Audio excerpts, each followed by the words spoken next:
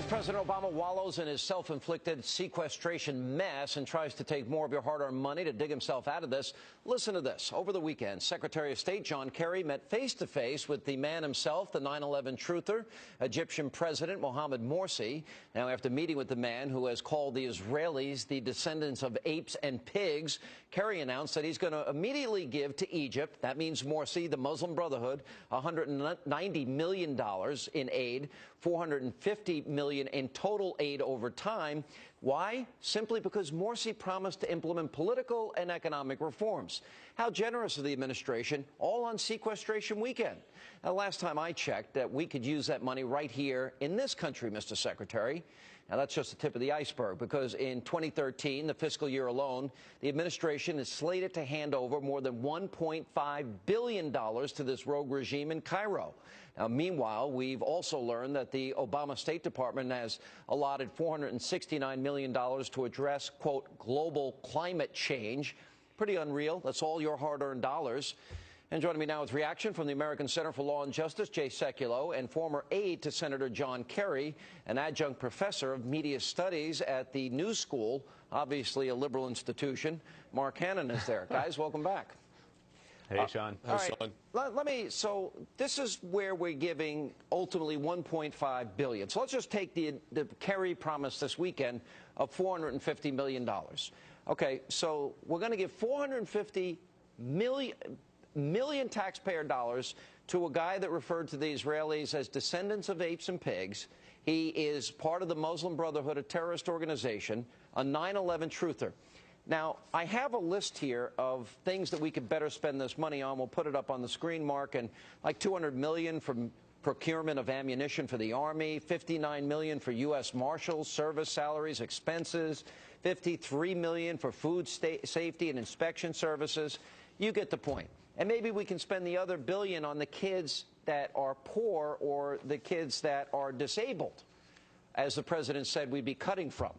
Why should we give the money to him and not the children and not the our own military? Sean, there's absolutely no question that those are deserving programs that you list on the screen, but giving but we have limited money, so why should Morsi get it over the children in America and over our military?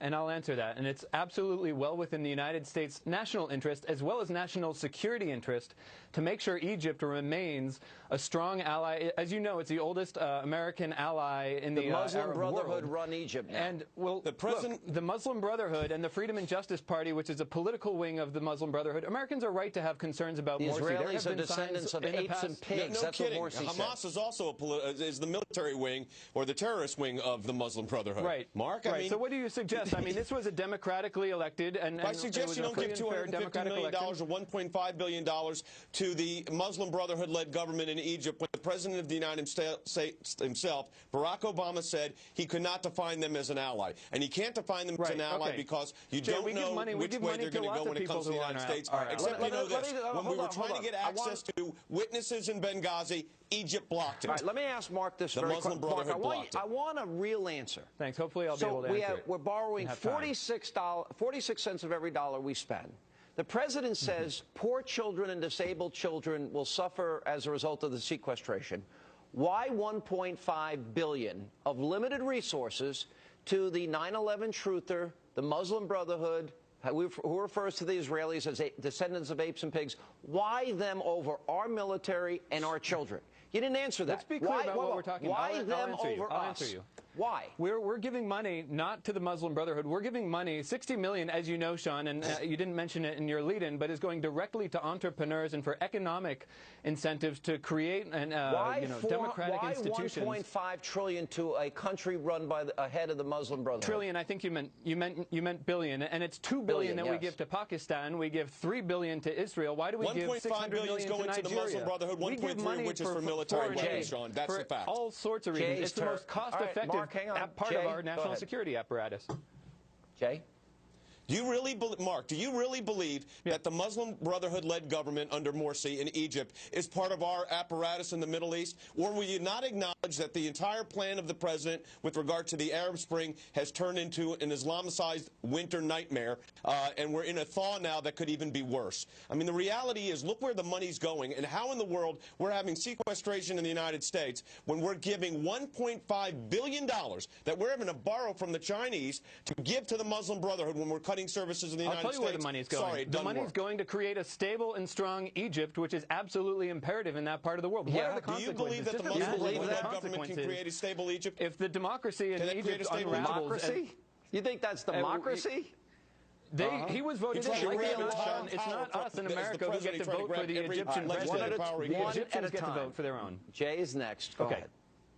Go ahead. Mark, here's the problem. I don't believe, and I think most people that are engaged in this, and I've got an office that deals with a lot of these situations in the Middle East, that the Muslim Brotherhood government is going to be stable at all. And if it is going to be stable, it's going to be about as stable as Iran, which means it's going to be an Islamist government, which it already is. And do you really believe, Mark, really, you're a smart guy, do you really believe that a government under Morsi, with attempts he's made to grab power and continues to, dismissing the military leadership that previous administration had, do you believe that they're an ally of the United States? I believe that absolutely Morsi has conducted a power grab. I believe we have a right to be concerned about that, and I believe that's exactly why the foreign aid we're offering them is tied, let me finish my sentence, Jay, is tied to those kinds of political and economic reforms and making sure that the free and fair election that brought Morsi to power is replicated so that maybe somebody else is elected. Do you believe that was and deny our military and deny our military weapons to give it to the terrorists?